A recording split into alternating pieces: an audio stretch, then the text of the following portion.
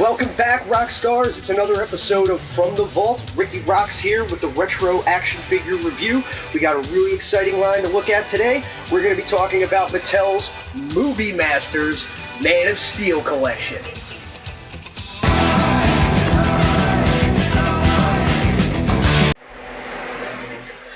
Alright guys, if there's anything you know about me, it is that I am a huge fan of DC Comics and Superman in particular. The comics, the cartoons, the movies. I love almost all of it.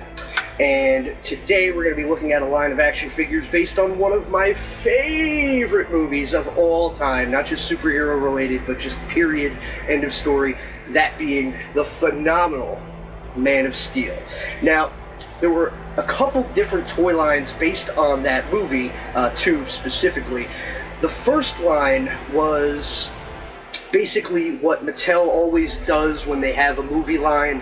It was a child-friendly line that was 99% Superman variants with the ugly costumes and the crazy colors and all of that. And I didn't collect a single one of those because, quite frankly, they were some of the worst Superman-related figures I've ever seen. If you know me, and I've talked about this in a couple of the other videos, I'm not a big variant guy. I like to collect figures that look iconic and exactly like the character looks, and only in rare circumstances do I go in for goofy variants or wacky variants. So that line was totally not for me, but I think Mattel was sort of catching on that the wind was changing, because a few years earlier, with a couple of their other movie-based lines like The Dark Knight, Green Lantern, they released a line of figures aimed a little bit more towards the adult collector called the Movie Masters series. And Movie Masters figures were pretty much the complete opposite of the stuff that they put out at retail for little kids. The Movie Masters lines had bigger figures, more detailed sculpts, better articulation, and again, were ostensibly for the adult collector, but for my money, you know, they're still pretty good kids' toys. I mean, if I was a kid, I would have much rather had a Movie Masters figure than a basic Man of Steel.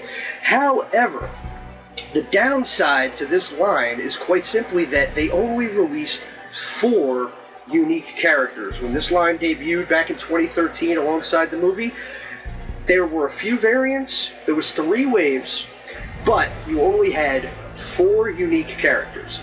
There was Superman, of course, Jor-El, General Zod, and Faora. Now, Superman and Zod each had a couple different variants.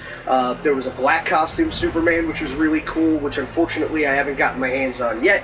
There was a Superman that was the same as the basic figure, but he came with the Kryptonian key for interfacing with the ship. There was a General Zod with wrist shackles for when he was about to be imprisoned in the Phantom Zone. There was an armored General Zod, which unfortunately I don't have yet. And that was it. A couple of the waves, as I said, there was 3 waves, but every wave had a reissue of at least one figure that was identical to a previous wave. So Jor-El got reused a couple times. It was kind of unfortunate because, granted, that movie did not have a lot of characters that one would consider necessarily to be toyetic, but I think maybe we still could have gotten a Lois, or, you know, maybe the Kents, or something. Namek could have easily had a figure. He was the silent giant brute that was part of Zod's crew. They didn't refer to him by name in the movie, but that's Namek right there. If you know your comic book history, you know all about Namek. But anyway, so the good news is that since there were only 4 unique characters in the series, we're going to be able to cover all 4 of them today in one shot. Superman, Jor-El, Zod, and Faora. When I do get my hands on the variants, we'll go over those in another video in the future, so that gives us something to look forward to. So, might as well get right down to it. We don't have a whole lot to go through, but this promises to be a lot of fun. I have never had any of these figures in my hands, so I'm really looking forward to busting them out of the package. Let's get started. The leading scientist on his home planet of Krypton, Jor-El had a son named Kal-El, a child who would one day be known on Earth as Superman. In order to save Kal-El from the impending destruction of their planet and subsequent chaos, Jor-El and his wife Laura sent him in a spacecraft to Earth. Jor-El wears his ancestral Kryptonian armor, which is emblazoned with the family crest. Now, as you can see here, pretty great likeness of Jor-El. I mean, the face is really on point. You can see even through the packaging, which I gotta say, I do like the packaging on these Man of Steel Movie Masters. I like how it incorporates the Superman logo as well as the red, blue, and gold. Simple but effective. We're going to flip it around here, and you see they continue that a little bit on the back with the character bio, as well as a little bit of a brief explanation of what the Movie Masters line is all about and what it strives to be about. Pretty cool. As I said, I completely passed up the regular retail Man of Steel line because they were terrible, but I do remember seeing these floating around here and there, and I just didn't pick them up then. Didn't grab them until more recently. This would be a Wave 1 Jor-El. This was the first wave. It simply came with Superman, Jor-El, and General Zod. So we're going to take him out of the plastic and give him a good once-over and see how good he moves, looks, feels, all that great stuff. We're going to be back in just a minute.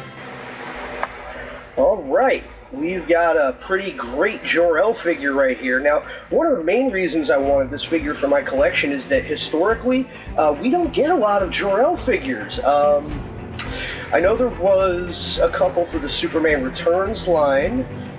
I know there might have been maybe some from DC Direct, but historically, for such an important character, I mean, there physically wouldn't be a Superman if not for Jor-El, but he usually gets the shaft when it comes time to make an action figure. So it's good that he was in this line, and not only that, but it's a fantastic figure. I will say this, despite being labeled an adult collector figure, you don't have any of the brittle feeling that you get when you take an adult collector figure out of the package sometimes. Like DC Direct is an example of adult collector figures. I've had some of those turn to dust as soon as I took them out of the box. But here, this is definitely a toy. I would feel comfortable giving this to a child to play with. Well, right off the bat, I'll say the armor limits some of the articulation, but you do have the head moves side to side and a little bit up and down, but really the collar really restricts that. You don't get a lot of movement on the head.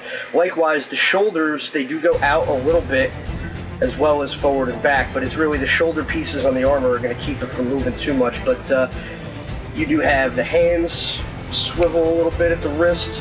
You've got the elbows. You got a pretty good single hinge there on both sides, so he is posable within reason. You got a little bit, the waist is really tight, but it does move. It would probably loosen up a little bit the more I mess with it.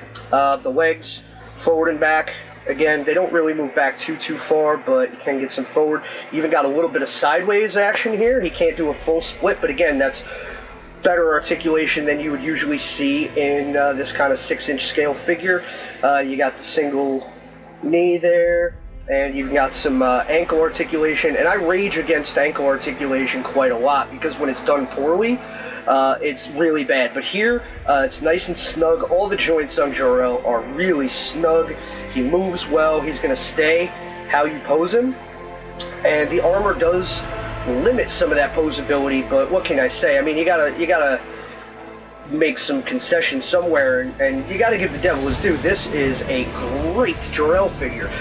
The Russell Crowe likeness is pretty on point. He does look rather pleased with himself, but maybe it's just because he knows the legacy of greatness that his son is going to personify in the very near future. So maybe that's why he looks so smug. But otherwise, I mean, great likeness on Jor-El here. If you get a shot of the armor itself, I mean, the detailing on the armor is just fantastic all the way around. Like, it looks just like the movie. It's even a little bit weathered and beat up just a little bit, so it looks used and fought in. The coloring on it is perfect.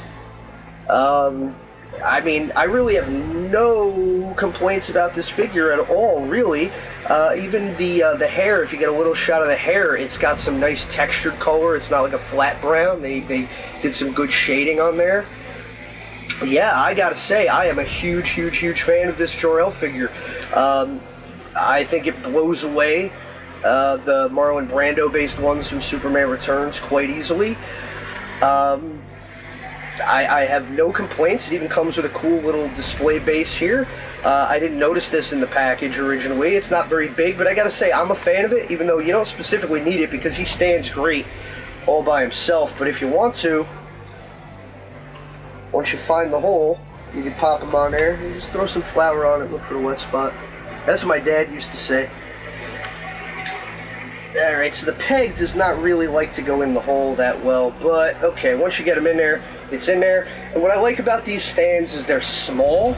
Some of the other action figure lines we talked about, it's a little off-center, so that looks weird when you stand them on it, but at the same time, what I like about it is it's not one of these gigantic display bases that's 3 times the width of the figure and just wastes a ton of shelf space.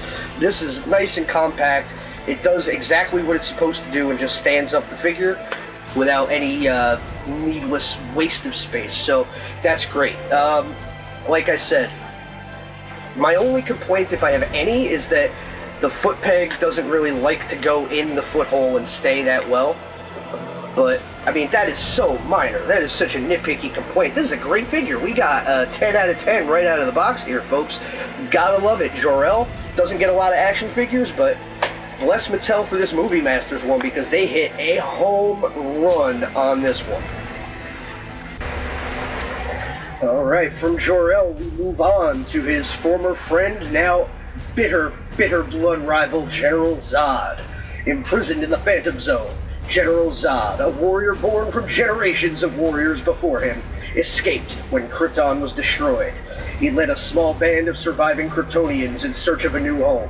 In the process, they discovered a planet called Earth, and a man once known as Kal-El.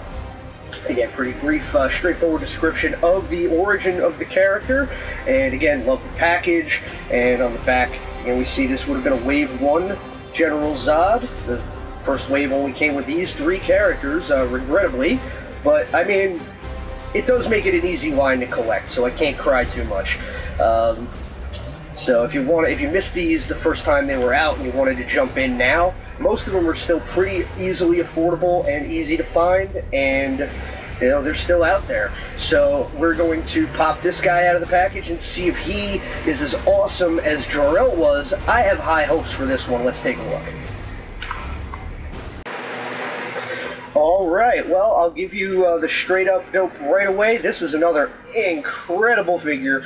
I have nothing but great things to say about it. Starting off, again, the likeness, I wouldn't necessarily say it's 100%. Likenesses are tricky when it comes to any movie-based line. However, Mattel has gotten pretty good over the years, depending on what kind of a line it is. Their regular retail lines for kids tend to be a little hit or miss, but these collector-based lines like Movie Masters and when they were doing their multiverse stuff towards the end before they lost the license, they were getting pretty damn good, and this is a really good likeness of Michael Shannon as General Zod.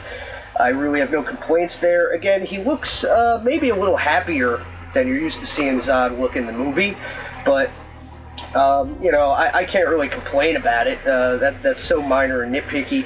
But again, this is the basic non-armored General Zod that you would have seen in the very beginning of the Man of Steel movie.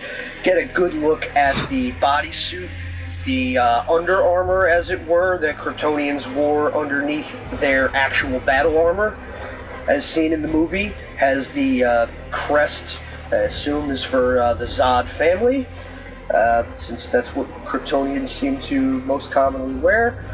And again, it's not the most incredibly ornate looking figure, but again, you can see all the little details, the chainmail type of sculpting on the armor, very intricate, very great job on that. I really like the job they did there.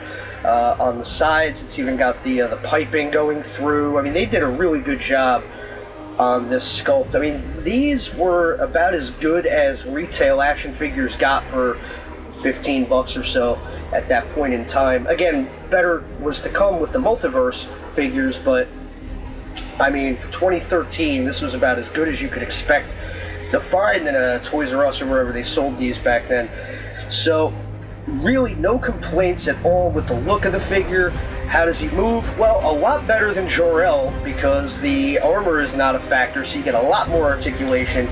You have much more side-to-side movement in the head. Not a lot of up and down. It technically does, but not really. It's on a ball, but up and down, not really a lot of movement there. Shoulders, though, a lot of movement there. Ball jointed on both sides, so you got the bicep swivel there, where the biceps meet the shoulders. Very, very cool there. Shoulders can go outwards all the way, really high up. Single jointed elbows. You have the swivels at the wrists. A lot of movement on these figures. You got the waist swivel here. You got the knee joints. You have some of the best ankle joints I've seen. Even some of the new McFarlane stuff have crappy ankle joints, especially the cartoon-based DC Animated Universe figures. They have really tiny little chicken ankles, but these are nice and snug. They stay where you put them. They don't really give out on you, which is great. You've got the swivel in the mid-thigh. Awesome. Legs go not really a ton forward and back. That's the one place where you don't really have a ton, but you do have full splits you can do, so that's cool. You can get them into some really good poses. Again, for a regular retail line of figures in 2013, really hard to beat the articulation. Better was to come, but I have no complaints here. This is a great action figure. This is another 10 out of 10. General Zod is another character, just like Jor-El, where despite being iconic and very, very, very important to the Superman mythology, almost no General Zod figures. This is only the second one I've ever owned. The first one I think anyone even made, believe it or not, was, and I mean action figures, not necessarily dolls or things like that, but, you know, action figures. There was a DC Direct one based on Adam Kubert's rendition of Zod for the Last Son storyline in the comic book. That would have been around like 2007, I want to say. And that was a great figure for a DC Direct. And a great General Zod. But again, that was, I think, the first one they ever made. I'm aware that Mattel did one in their 3 3/4 inch line for the Multiverse sub-series that was based on Terrence Stamp, which was awesome, but regrettably they never did a 6 or 7 inch full-size Terrence Stamp Zod. Huge omission. They didn't do a Chris Reeve Superman either. For some reason they only used those characters for their 3 3/4 line, when everybody wanted something in this scale, but I don't know, Mattel just didn't think we deserved it, I guess. But we got this awesome General Zod. Again, this is the first series. There was 2 others that came out. Wave 2 had this exact same figure, but with wrist shackles, and Wave 3 came with his battle armor getup. So that is the one that I'm going to need to pick up as soon as possible, because this is just not, you know, it's good, but it's not the one that where he fought Superman. So I need both of them. Any serious collector needs to have both of them. So you got the base here again with the Zod insignia. Apparently they all come with their own little base, which is very, very cool. And I'm sorry, it was Series 2 had both Armored Zod and Shackled Zod, so I misspoke before, but, you know. Yeah, there was no Zod in Wave 3. But again, we got plenty of Zod in the first 2 waves, so no complaints there. And this one, foot peg seems to go in a little bit better than the Jor-El figure. So again, so far we're batting 1,000 on this line. Jor-El was 10 out of 10. General Zod is another 10 out of 10. Really glad to have a playable, not just posable, but playable General Zod in my collection. So moving on, let's see if the rest of the line is as awesome as the first 2 figures were. It's going to be hard to beat Jor-El and Zod, but we'll see. And from General Zod, we move on to the only other villain in the Man of Steel Movie Masters line, Faora. Second in command in General Zod's army, Faora is a powerful Kryptonian warrior. Extremely talented with knives and hand-to-hand combat, she will stop anyone who gets in her way. Fiercely loyal to General Zod and his cause, she's imprisoned with Zod in the Phantom Zone, eventually escaping and traveling to Earth with him, where they will encounter a long-lost Kryptonian named Kal-El.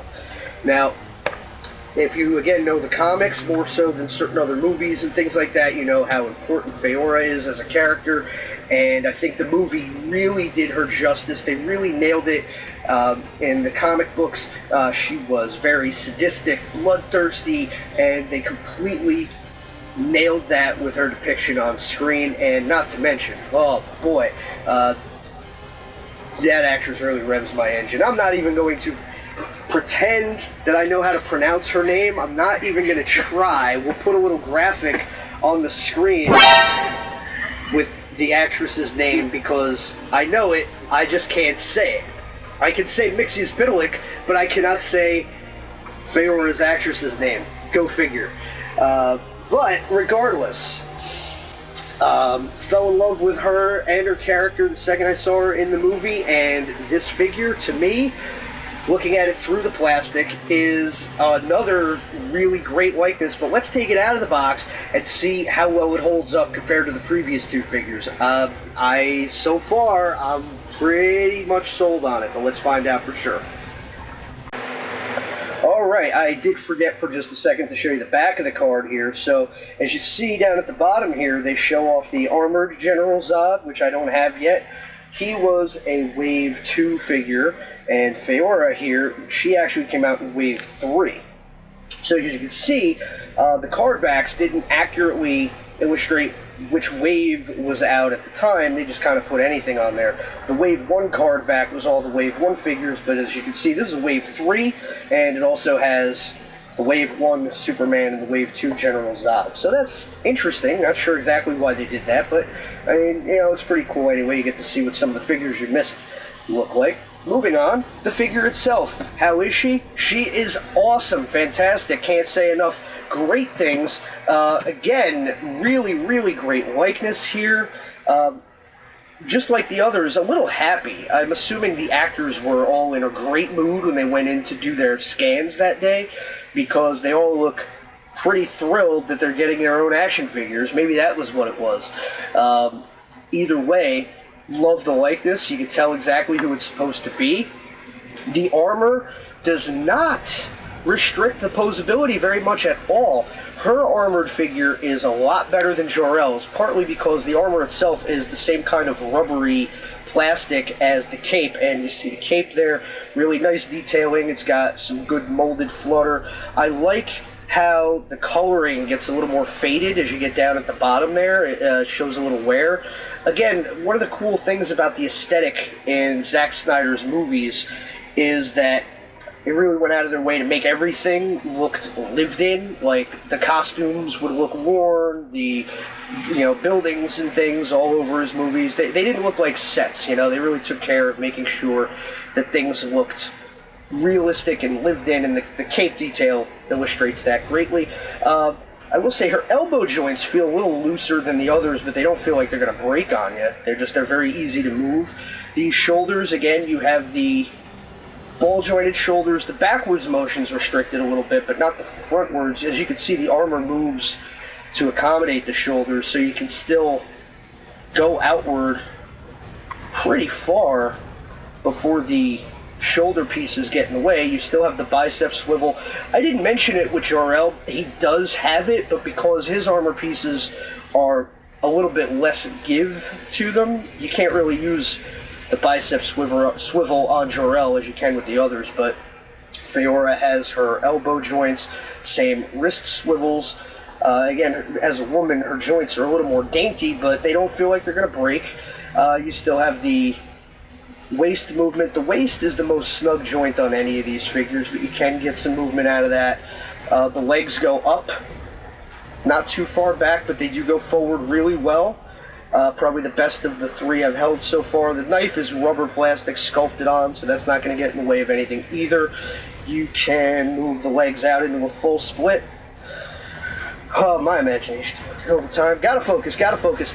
So, the knees, in case I didn't mention, you get a good bend there. And again, really good, not a lot of movement, but snugness in the ankles, which I'm all about that. I don't necessarily need a lot of movement on my figure's ankle joints. I never do a tippy-toe pose. I think it's, I don't want to say dumb, but I mean, the small joints are where the things break the most. So, you know, I don't necessarily need a lot of tiny joints. I mostly want stability. But you get the best of both with these figures, and that's great. She also has the best head articulation of the bunch so far, because you get a good side-to-side and also more up and down. So of the three figures, she's got the best articulation, which I wouldn't have expected. Looking at the armor, I thought she would be as stiff as Jor-El.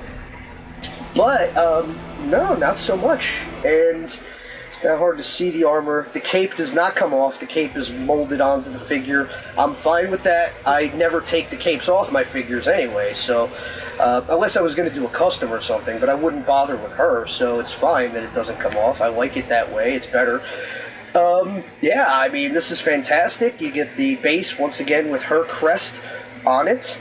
And let's see, how does she stand on the base? Again, so far, Jor-El didn't have a great foot peg to base, but yeah, hers sticks in there pretty good. Just like Jor-El, it's off-center because of the armor. Zod stands right in the middle of his base, but Jor-El and Feora do not. So that's a little disappointing, but again, they're only there to keep the thing from falling over. It doesn't really hurt too much. You display them with or without the base, and either way you can't really lose, because as I mentioned, I love that these guys are big enough to support the figure, but not so small that they would topple. The only thing on this figure here is I do not see... Oh, no, it's there. You have just above the knee, you have a very small and very tight swivel. Stiff on the right leg, it's a little bit more on the left leg. So you do have that. That seam is higher up on the other figures, but I can see why they had to move it down because of the detailing. But again, they did pack a lot of articulation into these figures without sacrificing any of the stability. They feel great to move around. They don't feel brittle at all. These are a really great mix of collectors, figures, and kids' toys, because they look great on a shelf, but I would give these to a kid to play with and not be worried they break them. I mean, usually sacrifices have to be made towards one or the other, but this line, as small as it is, this is the best of both worlds that I think I've ever seen. I really dig it. The sculpting and detail on these figures is second to none, but they don't feel brittle or like posable statues. These are just action figures, but they're great. I mean, look at the detailing on that armor, man. I can't get over it. Everything from the shoulder platelets to just the sculpting on the crest and the chest piece, the leg armor, the elbow pads. I mean, not a thing was sacrificed or scrimped on. The paint, the weathering, look at those dents on the shoulder armor, man. Like, this really looks like it just jumped right off the movie screen. I can't say enough about these figures, man. We still have one more to go. But you know what I'm going to say? I have to say it. It's another home run for Mattel for the Movie Masters line. Another 10 out of 10 for Feora. And again, her first ever action figure that I'm aware of, not counting that crappy retail kids Man of Steel line. You know, I don't think Ursa ever got a figure either, the character. Ursa was the character in the Chris Reeves Superman movies that was based on Feora. Why they changed the names of Zod's sidekicks for those old movies, I'll never know. But if you know the comics, you know that Feora was always Zod's ride or die. But yeah, another character that almost never gets a figure and comes out of the gate with a friggin' awesome figure. I'm in love, but we said that already. But yeah, I'm in love with these figures, man. They are just some of the best I've ever seen for this kind of a figure, and we still have one more to go, and we saved possibly the best for last. We're going to be back in just a minute, and you know who I'm talking about. The man himself, the Man of Steel himself, Superman, coming up in just a minute. Stick around. Born on the doomed planet of Krypton, Kal-El's parents knew the only chance their child had to survive was to find him a new home, the planet Earth. Here, he was found and raised by the Kent family, growing up on a farm in Smallville as their son, Clark Kent. Although his body slowly developed extraordinary powers, Clark didn't realize his full potential until he uncovered some links to his birth planet, including a glyph-emblazoned blue and red suit, and his journey as a hero truly began. I mean, what else do you need to say? That's the story, that's the man, and on the back here you'll see the rest of Wave 1 once again. Excuse me. So this was a Wave 1 Superman, and they did reuse this figure later on in Wave 2, where he came with the Kryptonian key, which I did not have that figure yet, but hopefully we'll be able to do a revisit of this line in the future where I cover all the variants. Should be easy enough to do. We'll probably come back to that another day. But for right now, the moment of truth has arrived. We are finally going to take Superman out of the package and see how he stacks up with the rest of this incredible Man of Steel Movie Masters line. We'll be right back. Alright, there he is, the Man of Steel himself out of the package in all his glory, and I gotta say, I knew I was going to like this figure a lot. I didn't know until I took him out of the package that he was going to become one of my favorite Superman action figures of all time. I mean, this guy shot up to the top of the list of Superman figures that I own immediately. I mean, wow. Okay, so these figures are so much cooler out of the package, and they're pretty cool in the package, but you have to take them out. You have to take them out. Please do what I say. Listen to me, okay? Don't keep all of your figures trapped in plastic. I mean, unless you're planning to put your kid through college or something like that, you're going to regret it. I mean, if I had kept everything I own in the box, I'd have to live on the roof. Part of why I do this show is because it gives me an opportunity to take stuff out of the box and therefore free up a lot more space so I can buy new toys. I mean, it's like this never-ending battle for toys and collectibles. But anyway, we're moving on.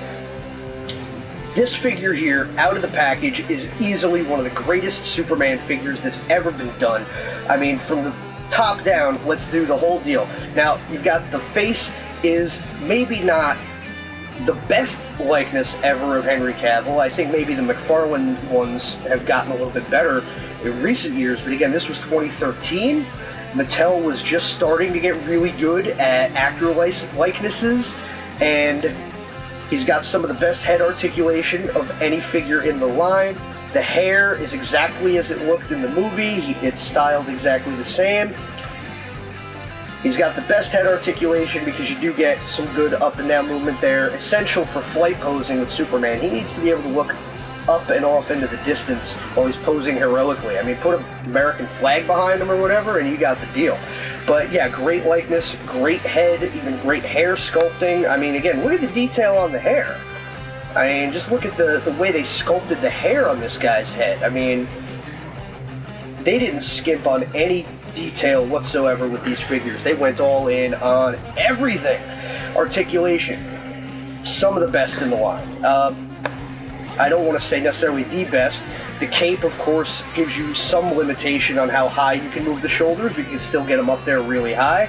You've got the bicep swivel there, where the shoulder pegs into the upper arm. Gives you a lot of great movement there. You got the elbows.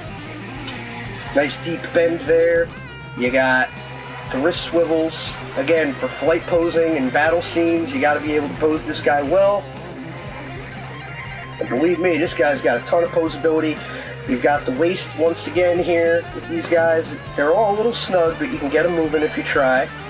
You know? The one flaw of the articulation on this figure would be the legs, because just by where the cut is, you don't get to move the leg up very far, and you can't really move it back hardly at all. That is the one limitation of the articulation on this figure, but you can get him to do almost a full split, which is pretty cool. I mean, I don't know why you'd ever need to, but you can if you feel like it. The knee bends nice and deep. Ankles are snug. They don't really want to go. But again, all the ankles on these guys, they're definitely not loose. There we go. It's a little tight, but you can get it. And again, they will hold. Whatever position you put them in, these ankle joints will hold. So articulation is about as good as it got for 2013. The ab crunch or chest joints that they would come in later on with a lot of the figures. They weren't really the fashion yet at that point, so still playing some catch up. Let's talk about the costume. Again, every detail accounted for, from the chainmail armor to the little details on the wrists there. A little fancy, but I mean, I dig it. I like a simpler Superman costume, you know, where his mom makes it for him and all that. But I gotta say, I didn't hate the costume in the movie, and I thought that this figure did a really great job of translating it. You've got the detailing, the piping from the torso all the way down the leg there. You got some really nice sculpting on the belt. You know, again, they didn't skimp on any part of these guys for this toy line. This is fantastic stuff here. You got the boots with the perfect notch cut out on them there. And the cape, again, is one piece, but under the cape, even though the cape is never going to come off, so you never see this stuff, they still went to the trouble of sculpting the detailing on his back. Not sure how well you could see that there, but it's cool that they bothered. It's not a Jack Specific action figure where they just don't bother doing any deco on the back. Assholes. You know, and then the cape, wow. I mean, I had to actually cut the plastic with scissors to get this guy out because the package did not want to let the cape go. It's a big, wide, long cape, and again, they actually, if it was accurate to the movie, it would have been dragging on the ground, which some people were not fans of, but I liked that it was majestic looking. I liked that they went to the trouble of making it look very regal, very kingly. I mean, Superman's a humble guy, but when he wears his costume, he looks very regal on purpose, and I think the longer cape, I love a longer cape for Superman. I'm not a big fan of the Chris Reeve bath towel style cape, I'm just not. I love a nice, long, flowing, majestic cape.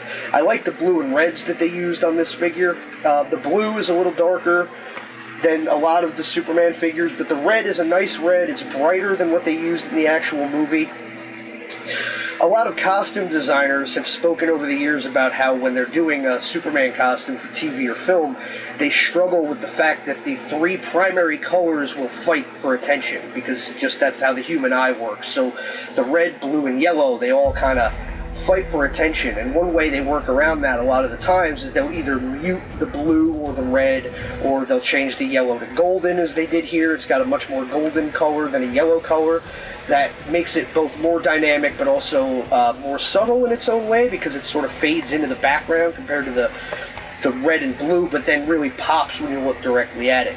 But so, to play up the red on this Superman, they made the blue more of a black blue, a very deep, loyal blue, which again, I dig. Some people, it's not their favorite, and I can understand that. Me, again, I wasn't a big fan of the aqua blue that they used on the Chris Reeve suit. I mean, it was a very classic style, but for me, the color was a little wrong on that one. So even though this one, it's a little dark for a Superman suit, but I mean, it definitely gets the point across, and you could tell who it's supposed to be immediately.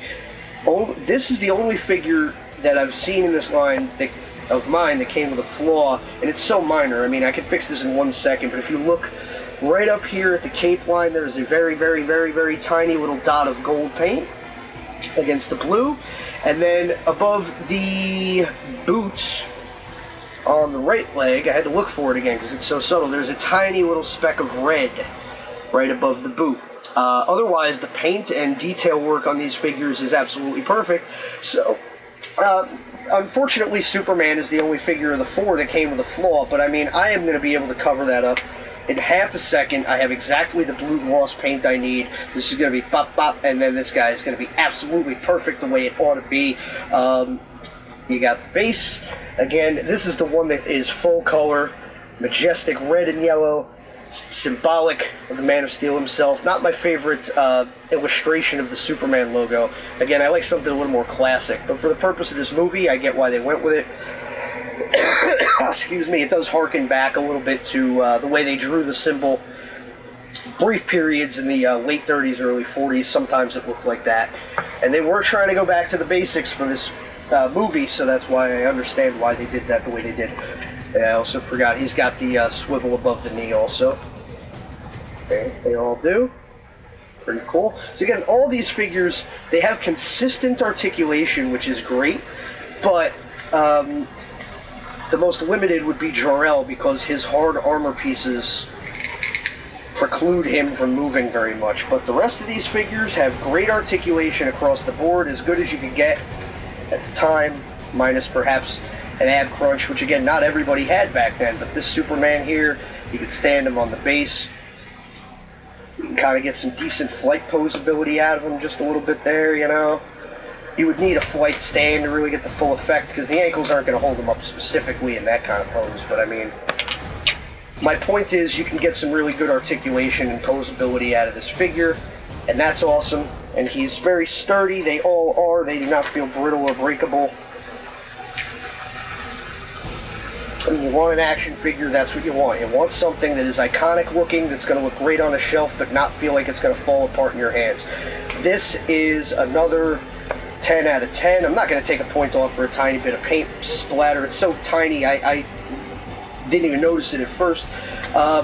Nor am I going to bother being that mad about the fact that the legs don't move that much. I mean, look at the detail, look at the accuracy, look at the figure A to Z. I can't complain about something so tiny. I'm going to go ahead and give this one a 10 out of 10, just like the other figures, because, like I keep saying, for me, this is some of the best marriage I've ever seen of the likeness, the articulation, and the build. And I gotta say, Mattel would get better as they went on with their DC figures, and this was a home run for 2013. Superman, definitely a must-own. I'm gonna end up getting another one. I still gotta get the Kryptonian Key Superman, and I gotta get the black costume Superman from the Nightmare scene where he's drowning in the skulls and all that. That's a great look, great figure, can't wait to get that. But for now, this guy shot up to the top of my list the second I took him out of the package. Way better than I expected, and he already looked cool in the box, but outside the box, man oh man, gotta love it. 10 out of 10, A+, Superman, the standout figure of the Movie Masters Man of Steel line. Alright, real quick, just for the hell of it, I want to do a quick comparison between the 2013 Movie Masters Man of Steel Superman and the 2017 Justice League retail line version of Superman, just to give you an idea of some of the similarities and differences visually here. Now, again, the biggest difference being that this figure here, the Movie Masters one, is a figure that was made for the adult collector, quote-unquote, whereas this figure here, the Justice League figure, this was a mass-market retail line aimed for children, primarily. As I mentioned, I did not buy the original Man of Steel retail line because I thought they looked like garbage. But by 2017, I do have to give credit where credit is due. Even though this figure is not in the same league as the Movie Masters, this isn't a bad Henry Cavill Superman. This one I actually picked up when the line was at retail because I did not own a Henry Cavill Superman at that time. And for a line of kids' toys, not too bad. Doesn't have all the same articulation, but it's got some of it. The likeness isn't as good, but again, if I had one of the if I had one of the 2013 Supermans to show you from the kids line, you'd see how much better this one is. Doesn't hold a candle to this, but I mean, hey, this is still pretty good. Again, the sculpting on this is great for a kid's toy. The sculpting on the armor isn't as pronounced as on the Movie Masters figure. It's a little bit more subtle because they probably spent a lot less money on tooling it. Again, less articulation in spots, but this one, the legs actually move a lot better than the Movie Masters, so that's interesting. This kid's toy here. No ankle articulation, but you don't really need it. Good bend at the knee there. You know, a lot of posability in the arms, maybe a little bit more even than the Movie Masters, so that's interesting. Cloth goods cape, which is always, everybody, the great cape debate rages on eternally, whether people prefer cloth cape or plastic cape. I'm kind of in the middle. I feel like it's whatever looks better on a specific figure. I gotta say, comparing these two, I'm all about the plastic cape all day, because one of the drawbacks when it comes to a cloth cape, I mean, look, that's just a basic triangular swatch of cloth. It's boring looking. The eternal justification I've always seen for cloth good capes is that, well, they flutter realistically, whereas plastic stays looking the same forever. But I mean, this is a very boring way of doing it. I understand it was cost effective, but you know, this doesn't even flutter. It's just this feels like a piece of felt, like you'd wipe off your countertop with. Very cheap feeling. They still sculpted but didn't paint all the details on the back here, but I like that they went to the trouble. Again, for a figure from a child's retail line of figures, this is not a bad Henry Cavill Superman. So I talk a lot about evolution on this show, and the Movie Masters Man of Steel line was definitely a huge evolutionary step forward in Mattel, because what they did here trickled down to some of their other lines, even the ones aimed more at kids, because it made them work harder, do better sculpting, and not cheap out so much, and really put the work in. So whether it was like a $20 collector figure or a $15 kids toy, you started to see a lot more quality creep into the line. So, but it all started with these, and you know, back over here, buddy. I just wanted to do a quick comparison because they're both Henry Cavill Supermans. But yeah, as far as they go, I do have the Multiverse Justice League. It's in a box, so I can't get to it right this second, so I just wanted to show you. Without having that one to show off, this one is definitely near the top, not just of Henry Cavill Superman figures, but of Superman figures for all time for me. I probably will get one just to kind of paint some red trunks on them, but you know, that's selfish. Even without it, this one is a fantastic figure and comes highly recommended. You can't go wrong. I mean, it's Superman, right? A+. Well, that's going to just about do it. That was our look at the 4 unique characters from the Mattel Man of Steel Movie Masters line. One day in the future, hopefully, we're going to revisit this, and I'm going to take a look at the variants, like the Shackled Zod, Armored Zod, and the Black Suit Superman. I'm going to look at that stuff, but for today, I wanted to cover the 4 individual unique characters, Jor-El, Zod, Faora, and Superman, and man, this line really surprised me pleasantly. I expected them to be good. I didn't think they'd be as good as they are. I mean, I think they even got the heights of the actors right. Looking at the scale of them, it's pretty close to me. The likenesses are on point. The detailing is on point. My only very, very, very tiny complaint is that the figures mostly stand a little bit off-center on the bases. I don't know why. I don't want to take points off for that, because that doesn't really affect the figures themselves. It's just that if I could change anything about this line at all, I would have just made the peg like a ½ inch over to the left so the figures stood centered on the bases. Zod stands the best. The rest of them are all just a little too far off center, and it's just a little bit annoying, but I'm not going to really cry about it, even though I just did. The figures themselves, though, front to back, top to bottom, A to the Z, baba, fantastic. I recommend picking these up if you can find them reasonable, which I think you can. I know I did. I think I paid around $20-25 for each of them, going off of memory. I believe that Armored Zod and Black Suit Superman are the 2 hard ones to get from this line, but they are out there. You can find them on all your usual online auction websites and so forth, and they do show up at the flea markets. I recommend going out and checking out your local flea market, supporting buddies over there. They need it. But anyway, you can get your hands on these figures. I highly, highly, highly recommend you do so as soon as possible, because if you're a Superman fan, these are some of the best Superman figures that have ever been made. I really wish that they had done a proper second set with a couple extra characters, even if they would have mostly just been NPCs. You know, Lois, Perry would have been great. You know, Ma and Pa Kent would have been great. But I understand, you know, at some level, toys are still for kids, and kids like to buy the more dynamic characters. Me, I would have definitely bought some of those other characters if they bothered, but as is, this is what we got, this is what we have, and these are still great figures. I mean, they would even fit in well with any of your other DC lines in this scale. They'd fit in pretty good with the other Mattel DC Classics and things like that, and would make for a hell of a display. Mix them in there, get them in there, and just have fun. You know, these are great toys, not just to display, but also for play. It's hard to get a line that is so good at both of those things. I give this whole line an A+. I already know I'm going to love the variants when I get them, but that gives us something to look forward to. So for today, that's just about going to wrap it up. We got a lot more to talk about in the future, not just DC, but wrestling and, a lot of surprises that you may not be expecting. But, like I always say, we got stuff in the vault for days, weeks, months, and years. So we're going to be with you, hopefully, for a long, long time. But for now, like, share, subscribe. You know the deal. Maybe that'll get me off my butt to do more things more often. We'll see. But for now, this has been the Movie Masters Man of Steel line. We hope you had a great time. I know I sure did. Get your hands on these figures, and we will see you next time.